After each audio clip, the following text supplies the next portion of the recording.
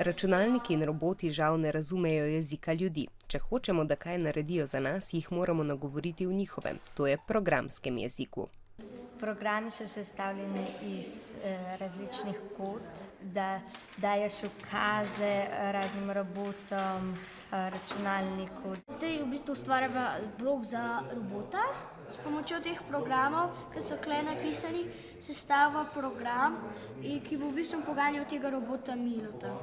Navodila morajo biti zelo natančna, sestavljena iz osnovnih gradnikov in stavkov, obstajajo pa različni programski jeziki. Programirala sem samo v Scratchu, lažje aplikacije. Nisem hodila na krožke, pa to pa mi je bolj brat pomagal.